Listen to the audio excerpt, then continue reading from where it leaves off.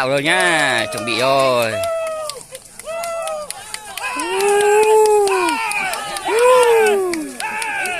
Đi cũng phá bữa đây. Lên bờ hết đi.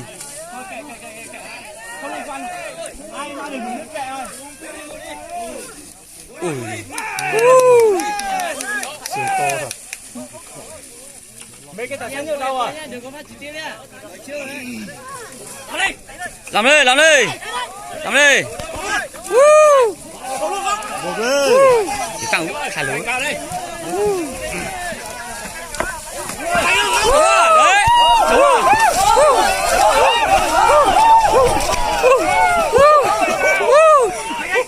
Lên. Lên.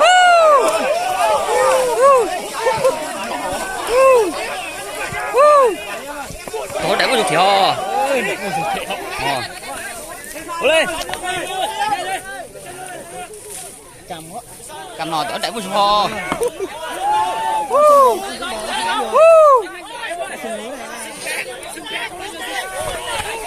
Wow. Mantap. Lên.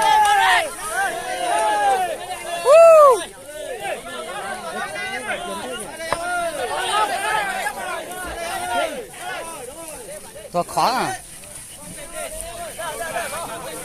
Con này chi dài lắm.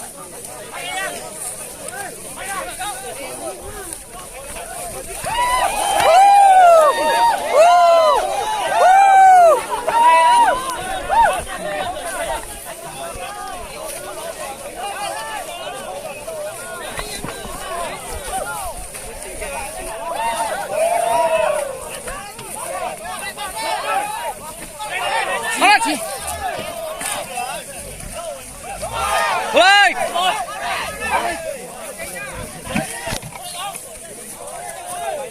Đây không? Mấy thằng em thấy ở đâu? Ở đây. Ôi. Có thể nhá ho. Có thể. Ăn được đi thôi. À đúng nước à. Ơi.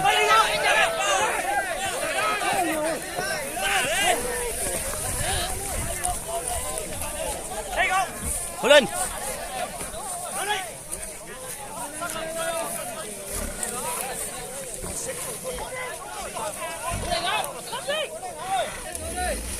Hô lên.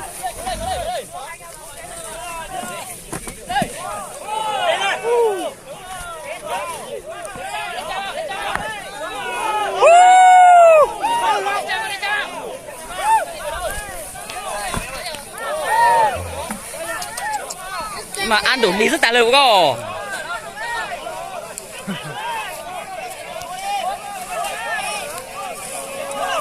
đây, ăn đủ lì thôi. Nó tỷ lý tính nói ra nó cầu lắm. Sừng trắng kinh lắm em ạ.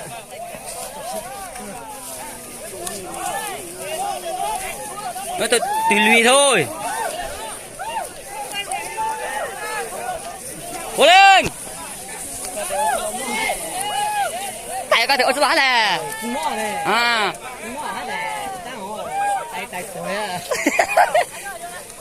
Như anh trai tay đó. Cuốn nhá. Nó không nhớ được đâu em ơi. Không nhớ được mà. Không nhớ được đâu. Nó thế nặng mà. Nó nặng hơn mà. Sừng nó chỉ quá thôi, nó không cắm được hết. Ờ.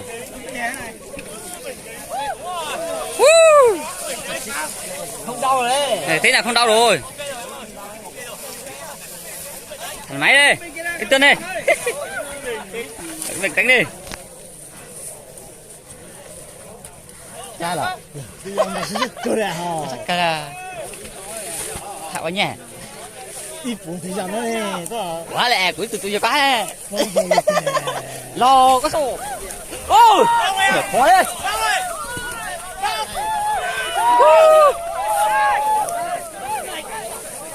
Đây là ăn độ ly thôi.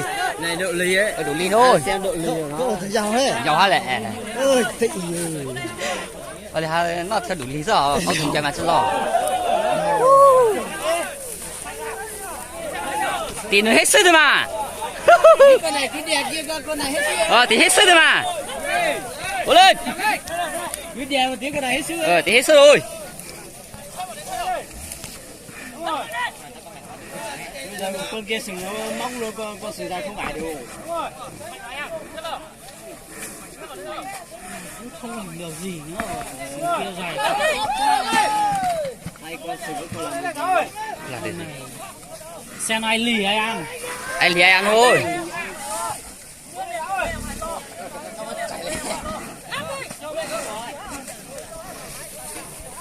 Chả được gì.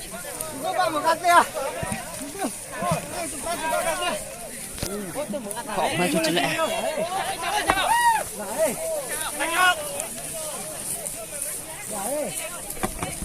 Ôi.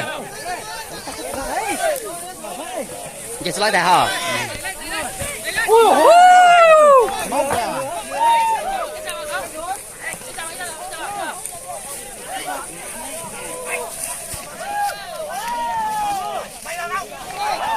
Ôi!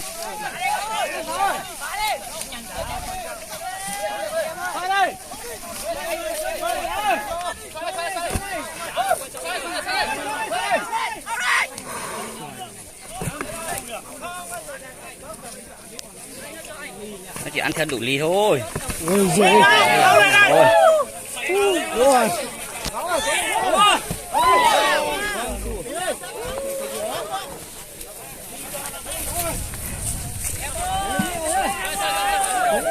Ê.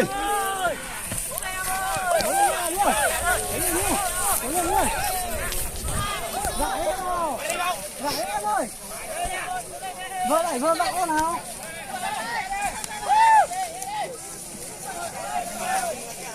Nó theo đủ lý tay rồi. Con này thằng nào đi thằng nào ăn. Thằng nào đi thằng ăn thôi.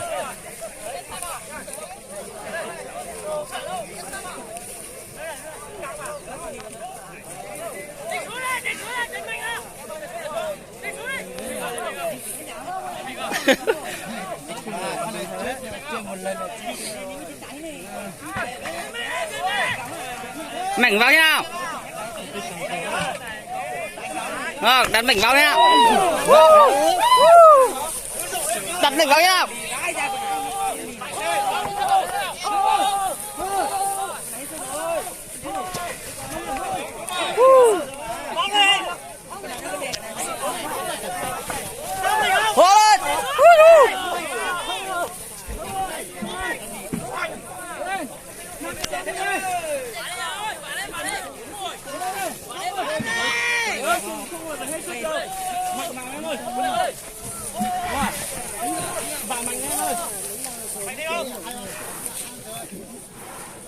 Thằng nào lì thằng nào ăn thôi. Thằng nào lì thằng nào ăn thôi. Rồi.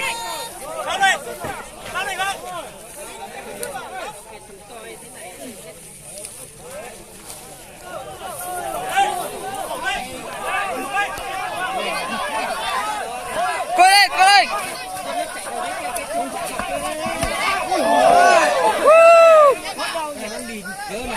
Nó lì thế này không biết rồi. Không biết rồi.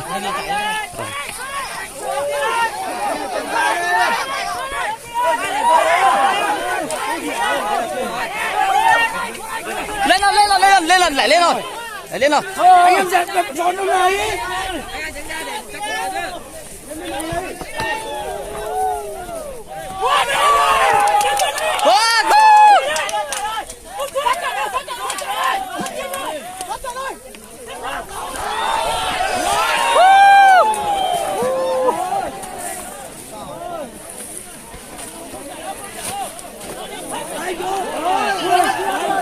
Đúng rồi.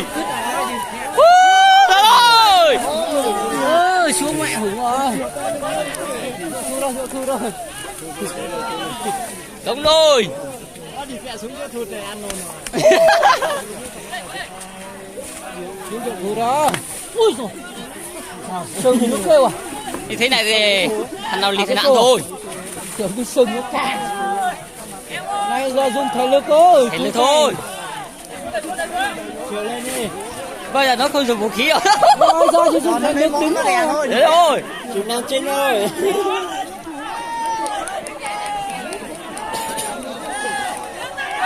Mạnh đây. Em lấn ra kia nó đỡ thụt nhảy thì đẩy ra kia thì đứng chỗ này càng dội nước càng thụt sâu. Thế thôi. Tốt nhất là đừng dội nước nữa, nó thụt. Đè kia đéo thò được ấy, dội nước nhiều ấy.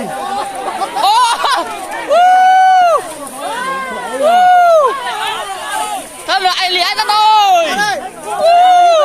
Này đánh không thể nước đâu. Đấy nên giờ nên cái khô kia còn có cửa để vẽ xuống đây nó dìm nó thò được. Gì nữa thất đéo thò được. Thất đúng là thất mà.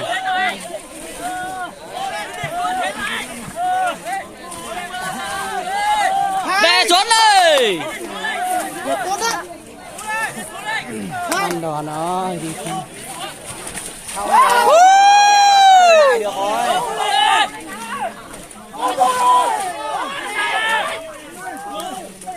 Mẹ xuống lại thì bật lại đấy cửa này. Nó lát thật cơ hội thế này ăn thôi. Rồi.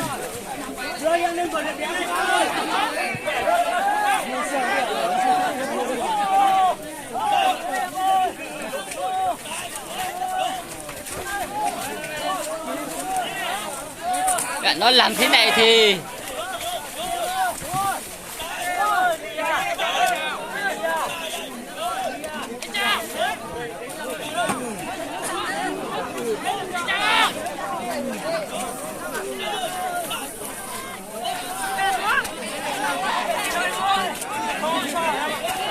đè xuống thôi.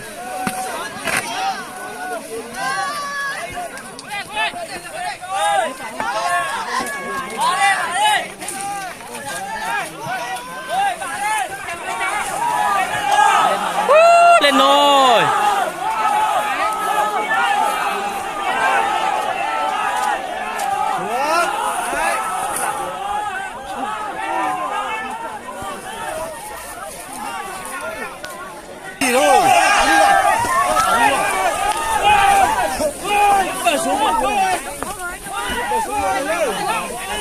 Bỏ tao quá.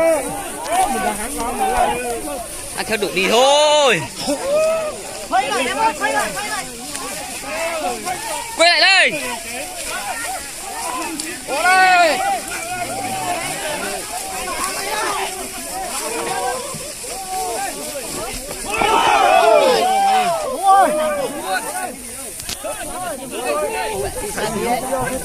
Đi xa tí đi.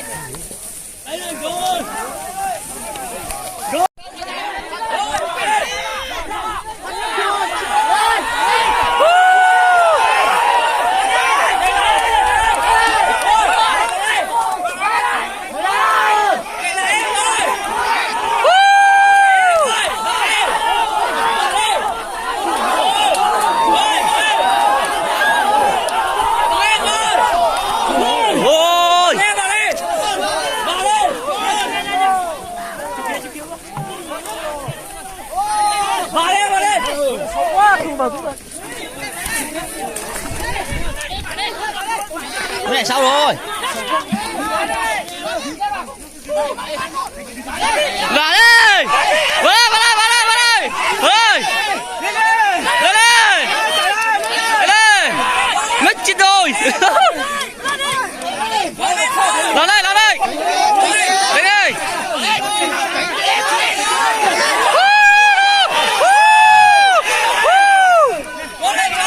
Lên! Tống công rồi, lên lên! Lên lên!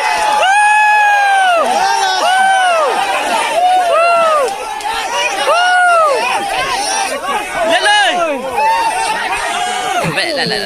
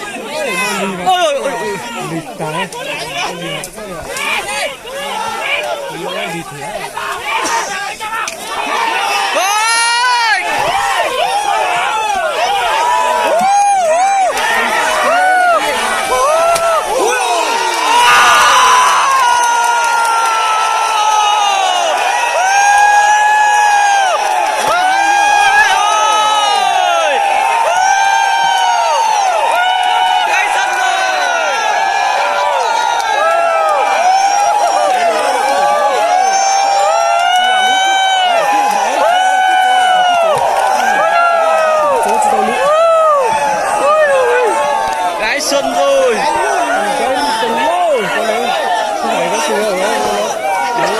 Mới hả? Mới ăn thua mà. Trời ơi.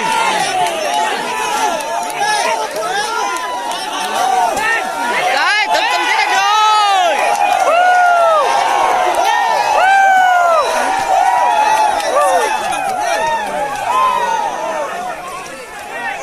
Ôi ôi sự gì thế?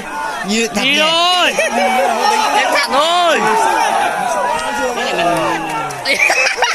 Mình theo con này thì không thằng nào cho theo này. Rồi, anh chết thì đi còn thấy không? Đi rồi.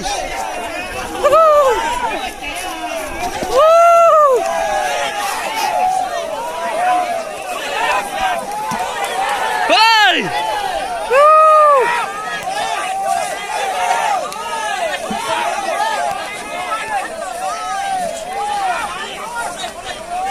Bây giờ có cơ hội rồi.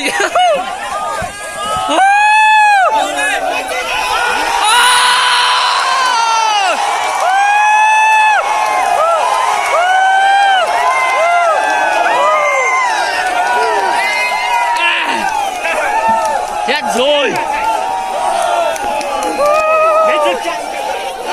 Giờ chưa chạy cơ mà.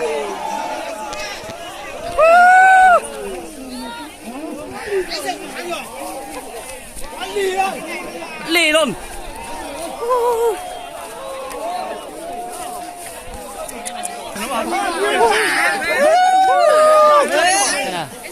Giống như cũ.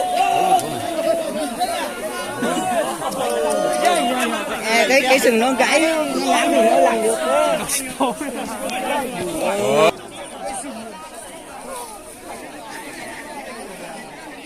Cái